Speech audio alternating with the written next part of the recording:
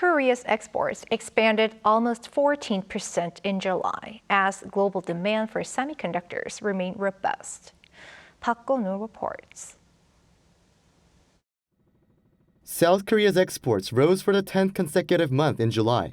According to the Trade Ministry's data released on Thursday, the value of exports rose by nearly 14% on year last month, reaching around $57.5 billion. That's the second largest amount for any July so far.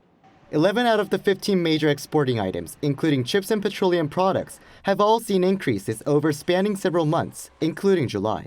The export value for semiconductors, one of the country's largest shipping items, exceeded $11 billion last month, up by more than 50% on year.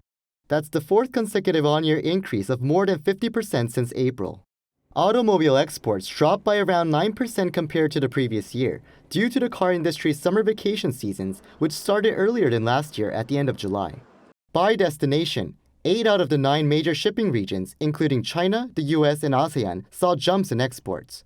Shipments to China recorded an on-year increase of nearly 15% last month at over $11 billion, mainly due to increases in intermediate goods like semiconductors, as the IT market has been recovering recently. That's also the 5th straight month that the country has exceeded the $10 billion mark for exports to the region. Exports to the US saw an all-time record high for any July, reaching $10.2 billion, up 9.3% on year. Imports in July came to around $53.8 billion, up 10.5% on year. That resulted in a trade surplus of more than $3.6 billion, making it the 14th consecutive monthly surplus since June last year. With robust trading last month, the Trade Ministry hinted at a bright forecast for exports in the latter half of the year. Usually, exports are high in June and drop slightly in July. But there was a good start for the second half of the year as July's performance was better than June this year.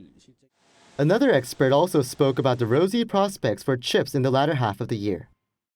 Part of the increase is because of higher demand for semiconductors due to increasing investment in AI. Now, if interest rates do fall at the second half of the year as expected, then that will mean a boost to high-tech sectors. But the expert also said that the increasing trend might not be permanent, and added lowering costs and reforming regulations for exporting firms can be ways to extend the period longer. Kun-woo, Arirang News.